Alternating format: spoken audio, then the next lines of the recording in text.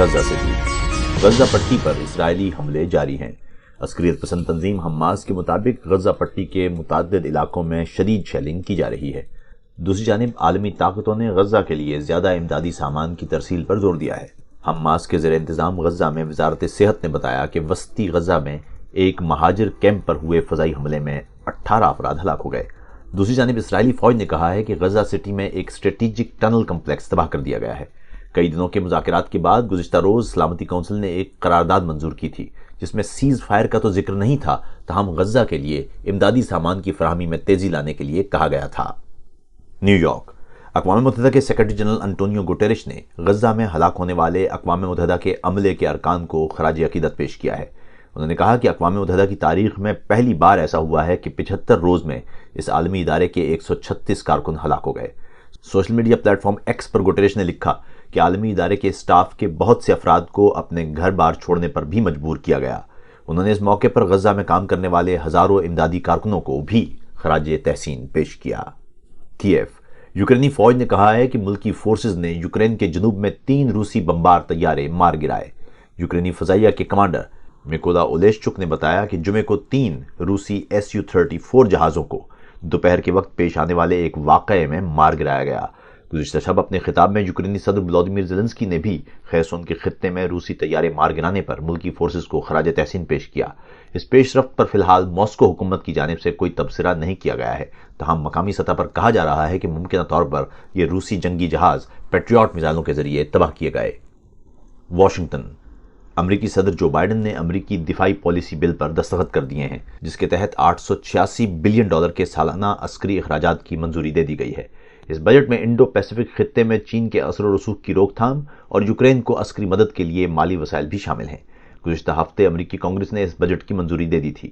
ایوان نمائندگان میں اس بل کے حق میں 310 اور مخالفت میں 118 ووٹ پڑے تھے، جبکہ سینٹ میں اس بل کے حق میں 87 جبکہ مخالفت میں فقط 13 ووٹ ڈالے گئے تھے۔ New York. اقوام متحدہ کی سلامتی کونسل نے سوڈان میں تشدد میں اضافے پر تشویش کا اظہار کیا ہے۔ کل جمعے کے روز بتایا گیا تھا کہ اپریل کے وسط سے سوڈان کی مسلح افواج اور ریپڈ رسپانس فورس نامی نیم فوجی دستوں کے مابین جاری لڑائی کے نتیجے میں بے گھر ہونے والے افراد کی تعداد 7 ملین سے تجاوز کر گئی ہے۔ عالمی سلامتی کونسل کے ایک مشترکہ اعلامیے میں عام شہریوں کے خلاف حملوں اور مسلح تنازع کے عام رہائشی علاقوں کی جانب پھیلاؤ کی سخت مذمت کی گئی ہے۔ اقوام متحدہ کے مطابق 2.5 ملین سوڈانی باشندوں کو ہمسایہ ممالک میں پناہ لینا پڑی ہے۔ واشنگٹن۔ امریکہ نے الزام عائد کیا ہے کہ بحیرہ احمر میں تجارتی بحری جہازوں پر حوثی باغیوں کے حملوں میں ایران بھی ملوث ہے۔ امریکہ اس معاملے میں طاقت کے استعمال کے ساتھ ساتھ دیگر سخت اقدامات پر بھی غور کر رہا ہے۔ حوثی باغیوں کی جانب سے فلسطینی عسکریت پسند گروپ حماس کی حمایت میں بحیرہ احمر میں ڈرون اور میزائل حملے کیے جا رہے ہیں۔ امریکہ نے الزام عائد کیا ہے کہ ایرانی حکومت حوثیوں کو ڈرونز اور میزائلز کے ساتھ ساتھ ٹیکٹیکل انٹیلیجنس بھی فراہم کر رہی ہے۔ میڈرڈ۔ اسپین کی سوشلسٹ حکومت کا کہنا ہے کہ اس نے اب تک بحیرہ احمر میں تجارتی جہازوں کی حفاظت کے لیے امریکی قیادت میں بننے والے بین الاقوامی اتحاد میں شمولیت کا فیصلہ نہیں کیا۔ ہسپانوی حکومت کی جانب سے جاری کردہ ایک بیان میں کہا گیا ہے کہ اسپین یک طرفہ طور پر بنائے جانے والے کسی بھی اتحاد کا حصہ نہیں بنے گا۔ غزہ کی پٹی پر صہیونی حکومت کے فضائی اور توپ خانے کے حملے جاری رہنے کے ساتھ ہی شہیدوں اور زخمیوں کی ایک بڑی تعداد حملے والے علاقوں میں موجود ہے۔ صہیونی حکومت کے بمبار طیاروں نے آج بھی غزہ کے مختلف علاقوں پر اپنی بمباری کا سلسلہ جاری رکھا۔ جنوبی غزہ کے خان یونس میں واقع العمل علاقے میں رہائشی مکانات پر بمباری کے نتیجے میں متعدد فلسطینی شہید اور زخمی ہو گئے۔ میڈیا رپورٹوں کے مطابق غزہ کے الوسطی علاقے میں سلسلہ وار دھماکے ہوئے ہیں۔ غاصب فوجیوں کے لڑاکا طیاروں نے خان یونس کے مشرق میں واقع بنی سہیلہ علاقے پر پرواز کی ہے۔ غزہ کے مرکز میں واقع شہر دیر البلح میں رہائشی علاقوں پر بمباری میں بھی متعدد افراد شہید اور زخمی ہو گئے کہ جن کو شہدائے الاقصی اسپتال منتقل کیا گیا۔ خبروں میں بتایا گیا ہے کہ فلسطینی شہداء کی لاشیں تل الزعتر علاقے کے سڑکوں پر بکھری پڑی ہیں کیونکہ غاصب صہیونی فوجی اس علاقے میں امدادی ٹیموں کو جانے کی اجازت نہیں دے رہے ہیں۔ صہیونی فوجیوں نے تل الزعتر میں پیش قدمی کی کوششوں کے دوران انڈونیشین اسپتال کو تباہ کر دیا ہے۔ اسی دوران صہیونی فوج کے توپ خانے نے شمالی غزہ کے جبالیہ کیمپ کو اپنے وحشیانہ حملے کا نشانہ بنایا ہے۔ دوسری جانب المیادین چینل کے نامہ نگار نے ایک رپورٹ میں کہا ہے کہ فلسطینی مزاحمت اور غاصب فوجیوں کے درمیان جنوبی دار البلح میں گھمسان کی لڑائی جاری ہے۔ اسی طرح فلسطینی مزاحمت نے بھی شہر خان یونس کے شمال میں صہیونی جارحین کے مقابلے میں استقامت کا مظاہرہ کیا ہے۔ شمالی غزہ میں واقع جبالیہ کیمپ میں بھی گزشتہ چند گھنٹوں کے دوران دونوں فریق کے درمیان شدید لڑائی کی خبر ہے۔ فلسطینی مجاہدین نے صہیونی حکومت کا ایک مرکبہ ٹینک تباہ کر دیا ہے۔ یہ لڑائیاں ایسے میں انجام پا رہی ہیں کہ غزہ پر اسرائیل کے تقریباً 2.5 مہینے سے وحشیانہ حملے جاری ہیں اور غاصب حکومت کے کمانڈروں نے مشہور گولانی بریگیڈ کو غزہ سے پسپائی اور وہاں سے نکل جانے کا حکم دے دیا ہے۔ گولانی بریگیڈ صہیونی فوج کے تربیت یافتہ اسپیشل فوجیوں کے لحاظ سے سب سے اہم بریگیڈ مانی جاتی ہے، جو 2.5 مہینے تک غزہ کی پٹی میں ایک چھوٹے فوجی گروپ کے مقابلے میں اپنے مقاصد حاصل کرنے میں ناکام رہی ہے۔ اس درمیان صہیونی فوج مغربی کنارے کے مختلف علاقوں پر اپنے حملوں کا سلسلہ جاری رکھے ہوئے ہے۔ صہیونی فوج نے گزشتہ گھنٹوں کے دوران جنین شہر کیمپ پر حملہ کیا ہے۔ غاصب صہیونی حکومت کے میڈیا نے اعلان کیا کہ غزہ جنگ کے آغاز سے اب تک کم از کم 3,000 صہیونی فوجی مفلوج و معذور ہوئے ہیں۔ صہیونی حکومت نے دعویٰ کیا ہے کہ طوفان الاقصی کے آغاز سے اب تک اس کے 5,000 فوجی اسرائیلی ہسپتالوں میں ایڈمٹ ہوئے ہیں اور ان میں سے 3,000 کے مفلوج ہونے کی تصدیق کی جا چکی ہے۔ خبری ذرائع کے مطابق غزہ جنگ کے شروع ہونے سے لے کر اب تک 10,000 سے زیادہ صہیونی فوجی زخمی ہوئے ہیں کہ جن میں سے 131 فوجی علاج کے دوران ہلاک ہو گئے اور 471 فوجیوں کی حالت نازک بتائی جا رہی ہے۔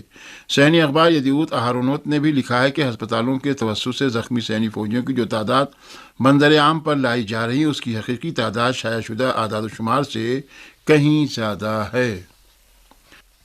اقوام متحدہ کی سلامتی کونسل نے غزہ میں جنگ بندی کی ضرورت پر زور دیے بغیر مزید امداد کی ترسیل کے بارے میں پیش کی جانے والی ایک قرارداد پاس کی ہے۔ اقوام متحدہ کی سلامتی کونسل کے 2 مستقل رکن ملکوں کی حیثیت سے امریکہ اور روس نے اس قرارداد کی ووٹنگ میں حصہ نہیں لیا، جبکہ 13 دیگر ملکوں نے اس قراردادوں کے حق میں ووٹنگ کی۔ غزہ میں جنگ بندی کی ضرورت پر زور دیے بغیر مزید امداد کی ترسیل کے بارے میں پیش کی جانے والی ایک قرارداد کی منظوری پر وضاحت پیش کرتے ہوئے اقوام متحدہ میں متحدہ عرب امارات کی نمائندہ نے کہا کہ اس قرارداد میں جسے متحدہ عرب امارات نے پیش کیا، غزہ کے لیے مزید انسان دوستانہ امداد کی ترسیل اور اس سلسلے میں سہولیات فراہم کیے جانے سے متعلق ایک کوآرڈینیٹر کے انتخاب کی ضرورت پر زور دیا گیا ہے۔ امریکہ نے اس قرارداد میں غزہ میں پائیدار جنگ بندی کی ضرورت کے بارے میں روس کی درخواست پر تیار کی جانے والی شق کو ویٹو کر دیا۔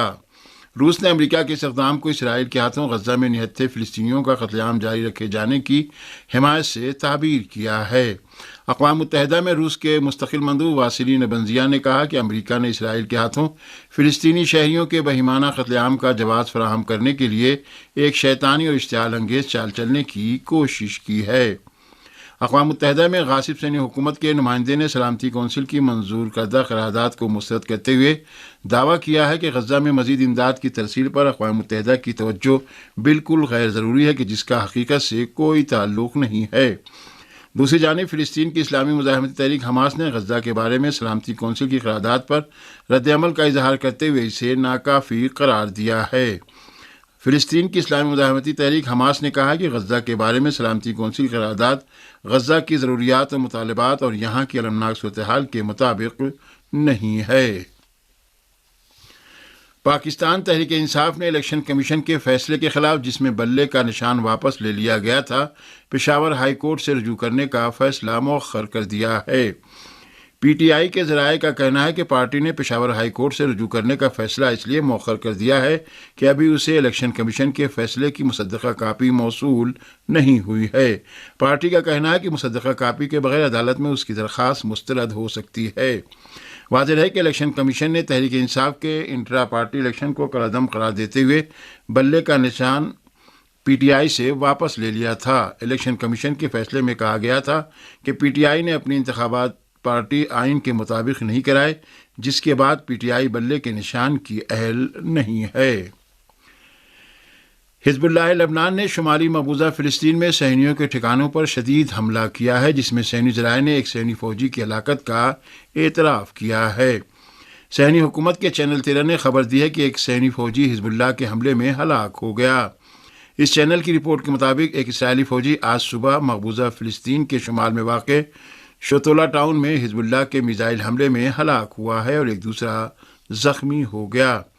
یہ رپورٹ ایسے وقت میں شائع ہوئی کہ حزب اللہ لبنان نے کہا ہے کہ صہیونی فوج اپنے ہونے والے جانی نقصانات کے بارے میں صحیح اعداد و شمار نہیں بتا رہی ہے اور جو اعداد و شمار بتائے جا رہے ہیں وہ حقیقت نہیں رکھتے۔ اسرائیلی اخبار ہارٹز نے بھی حال ہی میں ایک تحقیق کے بعد کہا کہ غاصب اسرائیل نے زخمی ہونے والے فوجیوں کے بارے میں جن اعداد و شمار کا اعلان کیا ہے وہ ہسپتالوں سے ملنے والے اعداد و شمار سے مطابقت نہیں رکھتے اور ہلاک ہونے والے اسرائیلی فوجیوں کی تعداد اعلان شدہ اعداد و شمار سے کہیں زیادہ ہے۔ نیو یارک میں ایک بار پھر لوگوں نے سڑکوں پر نکل کر فلسطین کی حمایت میں مظاہرہ کیا اور امریکہ میں اسرائیل نواز لابی سے فنڈ وصول کرنے کے بارے میں شہر کے سیاستدانوں کی مذمت کی ہے۔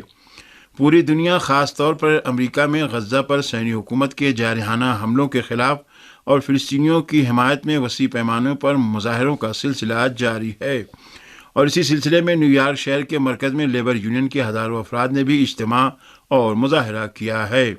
اسی طرح اس شہر کے منتخب 3 عہدیداروں سینیٹر چاک شومر، سینیٹر کرسٹن گیلیبرانڈ اور کانگریس کے نمائندے حکیم جفریز کو اسرائیل کی عوامی امداد قبول کرنے پر اپنی تنقید کا نشانہ بنایا ہے۔ مظاہرین نے شہر نیو یارک میں امریکہ کی صہیونی لابیوں میں سے ایک آئیپیک کے دفتر کے سامنے اجتماع کیا۔ مظاہرین نے ایسے پلے کارڈ اٹھا رکھے تھے جن پر ان تینوں سیاستدانوں کی تصاویر اور ان کو اسرائیل نواز لابی کی جانب سے دی جانے والی رقومات درج تھیں، اور انہوں نے عمارت کے باہر یہ نعرے لگائے کہ آئیپیک ادارہ نیو یارک کے منتخب نمائندوں کے ساتھ مل کر غزہ کے لوگوں کی نسل کشی میں شریک ہے۔ ہندوستان کے زیر انتظام جموں کشمیر کے ضلع راجوری کے جنگلی علاقے میں ہفتے کو تیسرے روز بھی تلاشی آپریشن جاری ہے۔ جموں میں سرکاری ذرائع نے بتایا ہے کہ حملہ آور عسکریت پسندوں کی تلاش کے لیے علاقے میں وسیع پیمانے پر آپریشن جاری ہے۔ ان ذرائع کے مطابق وہاں چھپے عسکریت کا سراغ لگانے کے لیے فضائی نگرانی کی جا رہی ہے۔